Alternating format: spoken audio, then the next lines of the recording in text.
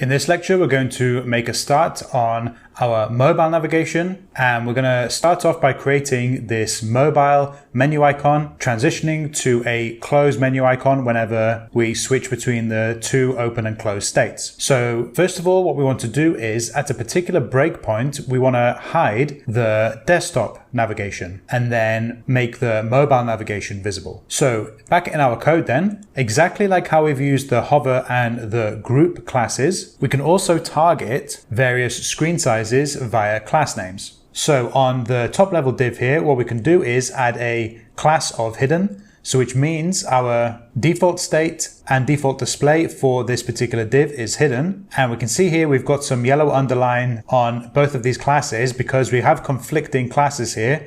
We have a display of flex and we have a display of none. So we do want the display of flex though on tablet screen sizes and above. So to target medium screen sizes or tablet screen sizes and above, we can use the MD selector followed by a colon, and again followed by any valid Tailwind CSS class. So we want to apply the display flex anytime we have a medium screen size and above. So let's take a look in the browser and give it a refresh just to make sure that this all works.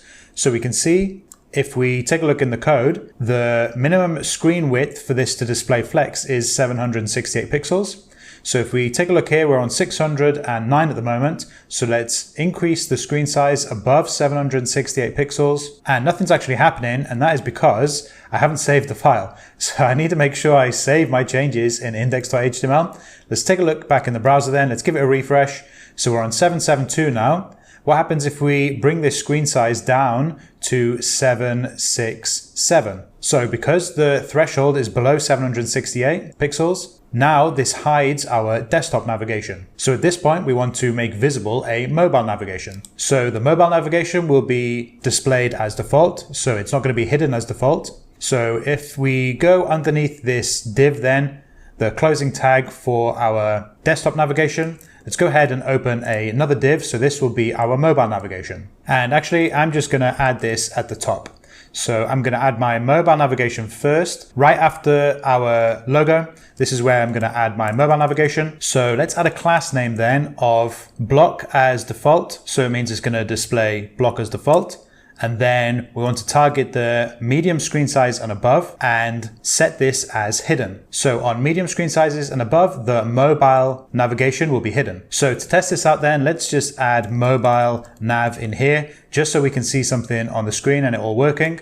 So if we go back to our browser then and hit refresh, we can see the mobile nav is visible. And if I increase this to 768, we should see the mobile nav disappear and the desktop nav appear. So let's increase this by 1 pixel and there we go. We no longer have the mobile nav visible, but now we have the desktop nav visible. So let's reduce this screen size down again so we can start working more on the mobile nav. So what we want to do is create our mobile menu icon. So let's go back to our code then, and we want this to be positioned to the right-hand side of our nav. So for this, we need to add a margin left of auto. So this will shift the mobile nav to the furthest right-hand side of the navbar. Let's give it a padding right of 4, so that's 16 pixel padding on the right-hand side, just so it's not hugging the right-hand side of our navbar. We're having a little bit of spacing between the mobile icon and the end of the navbar. And let's give it a margin on the y-axis, so top and bottom of auto, so this will centrally align it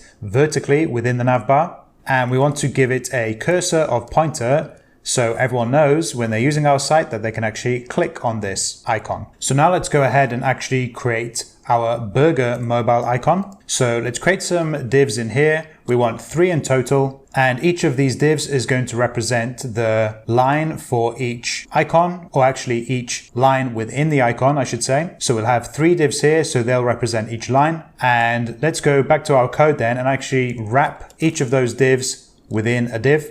So there we go. So this is the icon wrapper here for our burger icon, and each of these is going to be each line within that icon. So let's go ahead and add some styling to each of these lines then.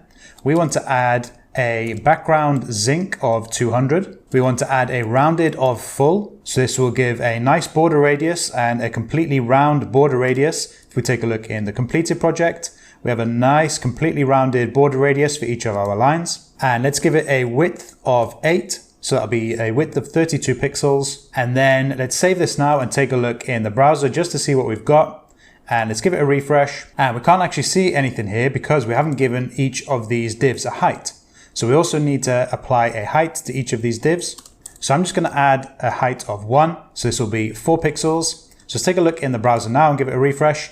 And there we go. We can see we've got our lines here. However, we need some separation between the top, middle, and bottom lines. So for the middle line, I'm going to add a margin top of 1, as well as that bottom line, a margin top of 1. So this will give a 4 pixel spacing between each of our lines. So let's save this and take a look in the browser now and give it a refresh. And there we go, we have our burger icon. So in the next lecture then, we're going to start working on our transition. Whenever we click on the icon, that transition to the close icon. So we'll take a look at this in the next lecture.